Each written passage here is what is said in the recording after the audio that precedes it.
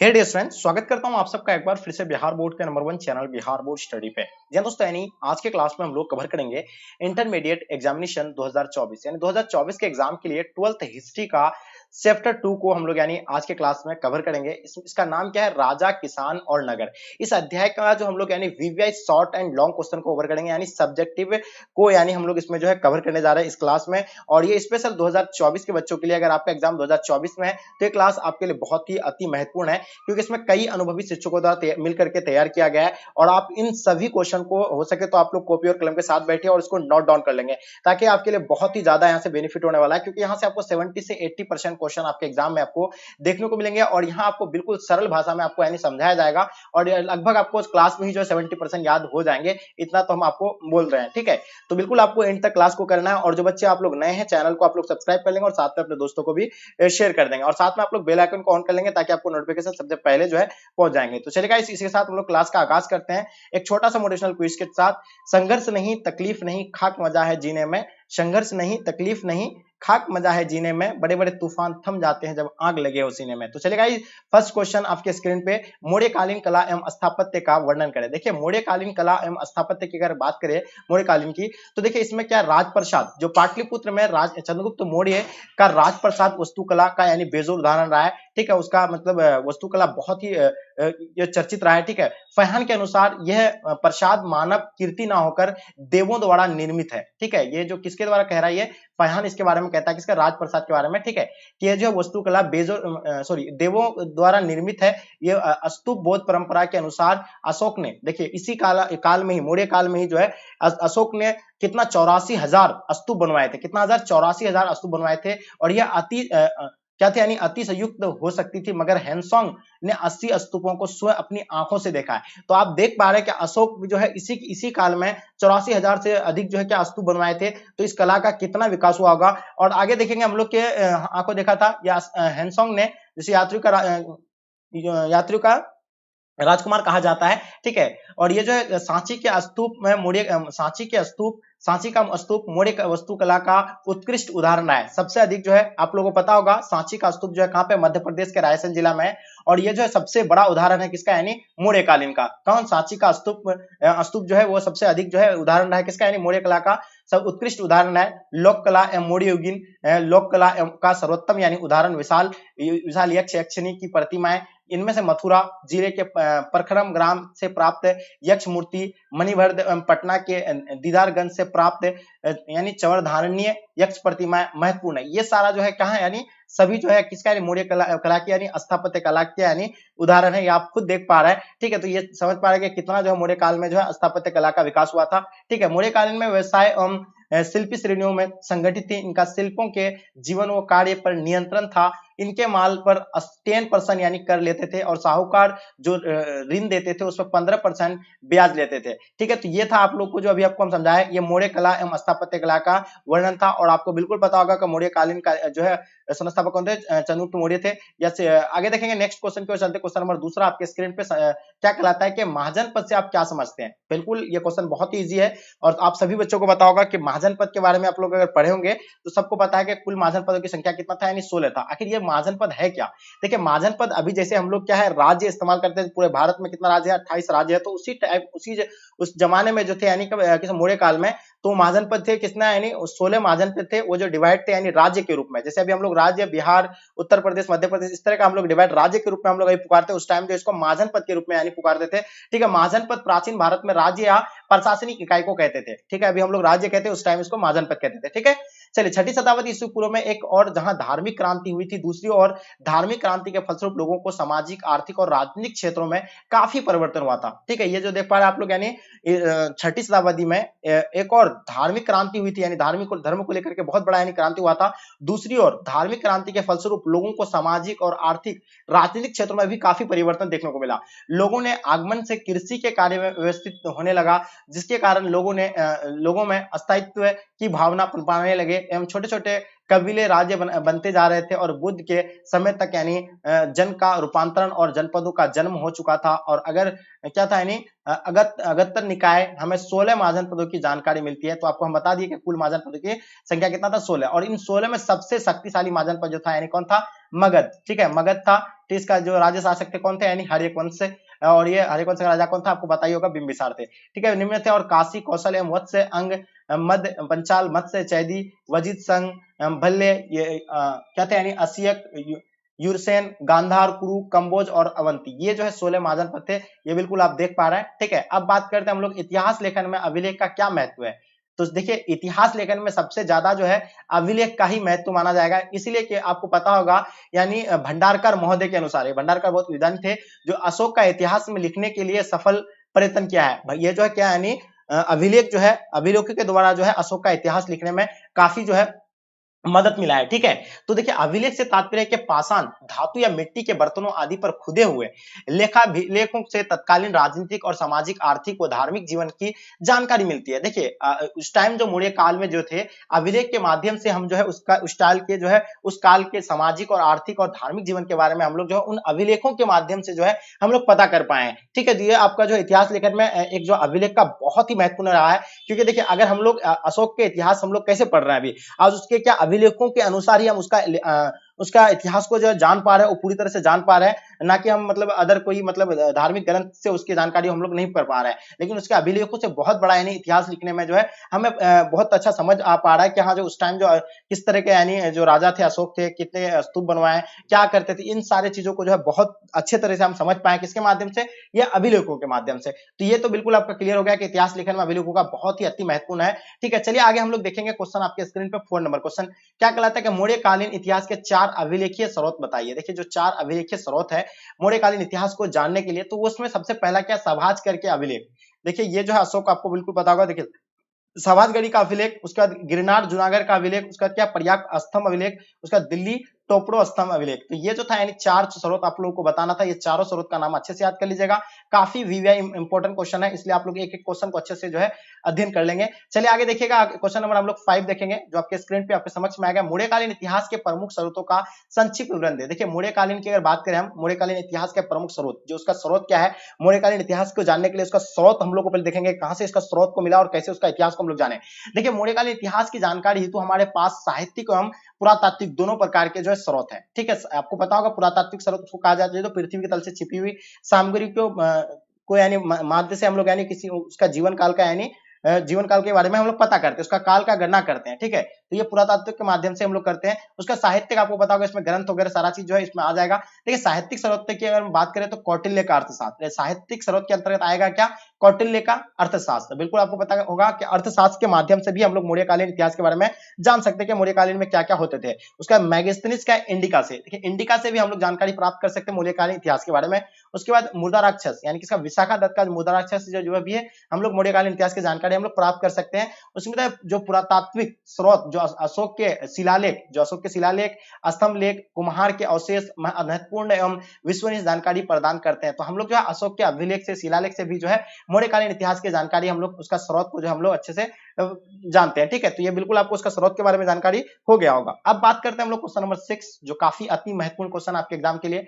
चलिए 6 number question, गुप्तकालीन विज्ञान प्रौद्योगिकी पर प्रकाश डाले। चलिए देखिए गुप्तकालीन में जो था यानी टेक्नोलॉजी, यानी जो साइंस टेक्नोलॉजी था उस टाइम, तो उस टाइम का टेक्नोलॉजी किस प्रकार था, कितना ग्रोथ था उस टाइम, उनके बारे में हम लोग को यहाँ अध्ययन करेंगे और इसके बारे में हम लोग जानेंगे कि उस टाइम क्या थे। देखिए गुप्तकालीन विज्ञान प्रौद्योगिकी यानी टेक्नोलॉजी की अगर बात करें तो देखिए गुप्तकालीन विज्ञान एवं प्रौद्योगिकी, साहित्य और कला के विकास के साथ साथ ही गुप्त युग में विज्ञान के क्षेत्र में प्रगति हुई। देखिए ये जो गुप्त काल में जो है ये टेक्नोलॉजी का काफी विकास हुआ था। ठीक है, ये चीज आप लोग को यहाँ खुद दिख रहा होगा आपको, कला विकास के साथ साथ युग में विज्ञान के क्षेत्र में प्रगति हुई थी। आर्यभट्ट इसी युग के थे, आपको पता होगा सबसे बड़ा गणितज्ञ जो थे कौन थे, आर्यभट्ट जी थे। तो आर्यभट्ट जो है इसी युग के थे और जिसने सर्वप्रथम यह प्रमाणित किया था कि पृथ्वी अपनी धुरी पर घूमती है। सबसे पहला जो है मतलब आपको पता होगा इसी काल के यही थे कौन, आर्यभट्ट जी थे। वही जो सबसे पहले करना किया क्या, पृथ्वी अपनी धुरी पर घूमती है तथा पृथ्वी वो सूर्य के मध्य चंद्रमा आ जाने से ग्रहण नहीं होता है। तो ये भी तो आप लोगों को बिल्कुल पता होगा, सबसे बड़ा साइंटिस्ट था ठीक है, तो ये जो सूर्य मध्य और चंद्रमा आ जाने पर यानी ग्रहण लगता है, तो उसी यानी कौन था, गुप्त काल के ही थे, कौन, आर्यभट्ट जी थे। चलिए दशमलव प्रणाली का भी ये जो है उसी ने आविष्कार किया था, ये भी बिल्कुल आपको पता होगा, दशमलव यानी शून्य का आविष्कार भी किया था, ठीक है। तो ये जो था यानी दशमलव का यानी आविष्कार भी किए थे। और गुप्त युग में ही जो है प्रमुख ज्योतिषाचार्य वराहमिहिर था, जो वराहमिहिर भी जो है इसी काल के ही थे, गुप्त काल के ही थे, तो वो भी बहुत बड़े जो है क्या थे, ज्योतिषी थे। उसने ज्योतिष, नक्षत्र विद्या, नक्षत्रों के मनुष्य पर प्रभाव से संबंधित अनेक ग्रंथों की यानी रचना की। गुप्त काल में औषधि विज्ञान की उत्पत्ति उन्नति हार्ट, क्योंकि वानभट्ट जैसे वेद भी इस युग के ही युग में हुआ था। इस युग में पशुओं की चिकित्सा से संबंधित भी अनेक यानी ग्रंथ की रचना हुई थी। तो ठीक है, तो इसी काल में जो सबसे अधिक जो है टेक्नोलॉजी का विकास हुआ था। और आपको बता दें कि गुप्त काल में जो है, गुप्त काल को जो है स्वर्ण काल के नाम से भी जाना जाता है, ठीक है, क्योंकि ये जो है उस टाइम में काफी विकास ये किया था, किसमें, यानी गुप्त काल। और इसको जो है गुप्त काल को जो क्या कहा जाता है, स्वर्ण का काल भी कहा जाता है। बिल्कुल आपको पता होगा, सवाल आपसे ऑब्जेक्टिव में आएगा कि स्वर्ण काल किसे कहा जाता है, स्वर्ण काल किसे कहा है, तो गुप्त काल को कहा जाता है, ठीक है। क्वेश्चन नंबर 7 देखेंगे, चंद्रगुप्त मौर्य ने किस प्रकार मौर्य वंश का शासन स्थापित किया था। देखिए ये चंद्रगुप्त मौर्य के द्वारा जो है, मौर्य वंश के संस्थापक कौन थे, चंद्रगुप्त मौर्य, वो किस प्रकार जो है शासन स्थापित किया था, और भारत में मौर्य वंश की स्थापना का क्या महत्व है, इनके बारे में हम लोग अच्छे से समझेंगे। चलिए हम लोग बात करते हैं मौर्य शासन की स्थापना। देखिए मौर्य शासन की स्थापना की बात करें तो देखिए भारत में मौर्य वंश के संस्थापक श्री चंद्रगुप्त मौर्य को कहा जाता है। बिल्कुल आपको बताएं, चंद्रगुप्त मौर्य जो है मौर्य वंश का स्थापना किया था, ये बिल्कुल है। सिकंदर के लौट जाने और उसकी अकाल मृत्यु के कारण पंजाब में मतलब जो अराजकता एवं अवस्था फैली थी, देखिए किसके बाद, सिकंदर जी का क्या यानी जब उसका मृत्यु हो गया था, उसके बाद में पंजाब में एक क्या होता है, यानी एक युद्ध होना शुरू हो गया था, एक अराजकता एवं अवस्था फैली हुई थी, उसका चंद्रगुप्त खूब लाभ उठाया। यानी चंद्रगुप्त ने जो है किसका, यानी जब उस तरह का वहां भयभीत था, पंजाब में काफी जो है वह अराजकता था, उसी का जो है क्या, चंद्रगुप्त ने काफी उसका लाभ उठाया और यूनानियों के विरुद्ध में उठने वाले विद्रोह का नेतृत्व किया। देखिए यूनानियों के जो विरुद्ध जो यानी यूनानी के विरुद्ध में जो वो युद्ध हो रहा था, उसके जो है नेतृत्व किया था, कौन, यानी चंद्रगुप्त मौर्य। उसने अपने सुयोग्य परामर्शदाता अथवा मंत्री चाणक्य से सहयोग से कुछ भारतीय सैनिकों को एकत्रित किया, यानी सबको एकत्रित किया, और 322 ईस्वी में लगभग यूनानी को पंजाब से बाहर कर दिया, ठीक है, पंजाब से सबको यानी बाहर कर दिया, और वह स्वयं पंजाब का सम्राट बन गया। कौन, जो है मतलब स्वयं चंद्रगुप्त मौर्य जो है क्या, यानी पंजाब का सम्राट बन गया। और इस प्रकार भारतीय यानी रंगमंच पर मौर्य वंश का यानी आगमन हुआ। तब इस तरह वो जो है मौर्य वंश का यानी आगमन किया और मौर्य वंश का स्थापना किया, ठीक है। कौन, चंद्रगुप्त मौर्य ने किस तरह का यानी उसका फायदा उठाया, ठीक है। क्वेश्चन देखेंगे आगे हम लोग, देखिए मौर्य वंश की स्थापना का महत्व। सवाल यहाँ दो था, आपको बता दिया, पहला क्या था, मौर्य वंश का शासन स्थापित किया, कैसे किया, तो ये बता दिया आपको। अब यहाँ बात करते हैं भारत में मौर्य वंश की स्थापना का क्या महत्व है। तो उसका महत्व की अगर बात करते हैं, देखिए भारत में मौर्य वंश की स्थापना का अपना विशेष महत्व है, ठीक है। पहला इसमें पॉइंट क्या है, इस वंश की स्थापना के बाद यूनानियों का राजा उत्तर पश्चिम में समाप्त हो गया। ये बात बिल्कुल ये हो गया कि उत्तर पश्चिम में ये समाप्त हो गया, किसका, यानी यूनानियों का। चलिए उसके बाद दूसरा क्या था, इस वंश ने लगभग सारे भारत को राजनीतिक एकता के सूत्र में यानी पिरो दिया, यानी सबको एक जगह एकत्रित कर दिया इस युद्ध होने के बाद। उसके बाद इस वंश ने चाणक्य जैसे कूटनीतिक हुआ, और जिसने राजनीति के विषय में अर्थशास्त्र जैसे महान ग्रंथ लिखा था, ठीक है। इसी काल में जो है कूटनीतिक हुआ था, यानी चाणक्य जो है बहुत बड़ा कूटनीतिक था, और इसी जो है अर्थशास्त्र के लेखक भी जो कौन है, चाणक्य। आप लोग बिल्कुल बताओ, जैसे महान ग्रंथ भी इसी काल में ही लिखा था। चलिए आगे देखिए, इस वंश में अशोक महान जैसा सम्राट हुआ था। बिल्कुल इसी वंश में जो है अशोक महान जैसा सम्राट हुआ था, जिसने युद्ध को त्याग दिया था, और उसने सारी जनता को शांति तथा अहिंसा का पाठ पढ़ाया, और बौद्ध धर्म को विश्व धर्म में बनाया गया, यानी बौद्ध धर्म को विश्व धर्म बनाया, और उसका काफी प्रचार प्रसार किया। और मौर्य काल में भारत में भौतिक क्षेत्र में भी अत्यधिक प्रगति की। तो ये जो है बहुत ज्यादा यानी इसी काल में जो है काफी प्रगति हुआ। और एक चीज आपको बता दें, मौर्य काल का तीसरा शासक जो था, यानी कौन था, अशोक जो था, यानी किसका बेटा था, ये चंद्रगुप्त मौर्य, यानी ये जो बिंदुसार का था, ठीक है। तो ये तीसरा शासक था, आप लोगों को बिल्कुल पता होगा, तीसरा शासक था। कौन सा शासक था, ये तीसरा शासक था, ठीक है। चंद्रगुप्त मौर्य का पुत्र का नाम क्या था, बिंदुसार, बिंदुसार के पुत्र का नाम क्या था, अशोक था, ठीक है। अशोक जो है धम्म का प्रचार प्रसार किया था, धम्म को जो है यहीं से इसने ही बनवाया था, कौन, स्तूप को जो है हजारों स्तूपों को जो है बनाए थे, कौन, अशोक, ठीक है। तो बिल्कुल आप लोगों को पता होगा। चलिए तो ये चीज के बारे में आपको इसका जो है क्या महत्व था, इसके बारे में हम लोग जान लिए हैं। चलिए आगे हम लोग देखेंगे मौर्य शासकों द्वारा किए गए आर्थिक प्रयासों का वर्णन। देखिए मौर्य शासकों में द्वारा यानी किया गया आर्थिक प्रयास में किस तरह का यानी अपना जो है उसमें भागीदारी दिया है, ठीक है। वो जो है कितना अपना जो है पूरा एफर्ट लगाया है मौर्य शासक द्वारा, यानी आर्थिकों में जो कितना है अपना प्रयास किया है। तो हम बात करते, देखिए कौटिल्य ने कृषकों, शिल्पनों और व्यापारियों से वसूल किए गए बहुत से करों का उल्लेख किया। ठीक है, कौटिल्य ने कृषकों, शिल्पनों और व्यापारियों से वसूल किए हुए बहुत से यानी करों का उल्लेख किया। ठीक है, उसका दूसरा क्या था, संभवतः कर निर्धारण का कार्य सर्वोच्च अधिकारी द्वारा होता था। क्या था, निबंधदाता राजकीय कोषागार एवं भंडार का संरक्षक होता था। ठीक है, ये जो था आपका यानी दूसरा।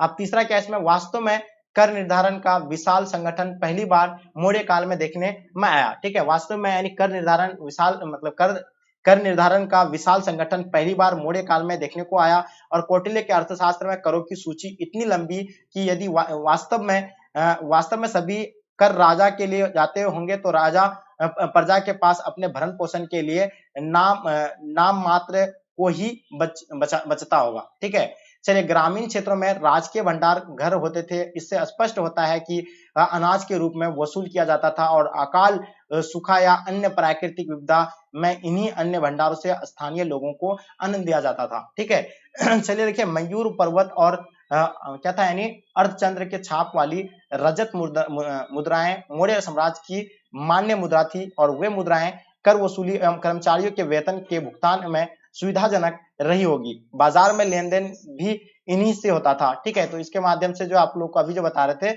हम आपको किसके बारे में बता रहे थे, मौर्य शासकों द्वारा किए गए आर्थिक प्रयासों, यानी जो आर्थिक किस तरह का यानी प्रयास किया गया, सबसे यानी वसूलते थे, जो कर वसूलते थे, कर वसूल करके एक जगह एकत्रित कर देते थे और उस कभी जब यानी प्राकृतिक आपदा हो जाता था तब जो है उन्हीं से जो है इसको यानी राहत देते थे, सभी आम लोगों को जो है उससे ही जो है भरण पोषण देते थे। यानी जब प्राकृतिक आपदा आता था तो उसी भंडारण से जो है निकाल करके सब लोगों को देते थे। ठीक है, और वहीं से जो अपना भरण पोषण करते थे। चलिए आगे देखिएगा, आगे हम लोग क्वेश्चन नंबर 9 देखेंगे, क्या कहलाता है कि गुप्त काल में सती प्रथा का संक्षिप्त लिखिए। देखिए, सती का मतलब आप लोग समझ रहे हैं, सती प्रथा जब उस टाइम में यानी गुप्त काल में कैसा वहां सती प्रथा हुआ करता था यानी करता था, उसके बारे में हम लोग इसमें जानेंगे। देखिए, सती आप लोग जानते थे जब पहले के जमाने में हुआ करता था क्या, कि जब अगर आपका पति अगर मर गया, ठीक है, आपका आज शादी हुआ, कल अगर आपका पति मर गया तो अपना पति के साथ साथ आपको भी मतलब उसको भी जो है जला, उसका पत्नी को भी जो है जला दिया जाता था। ठीक है, पति के साथ साथ यानी पत्नी को भी जो जला दिया जाता था, इसी को जो है सती प्रथा कहा जाता है।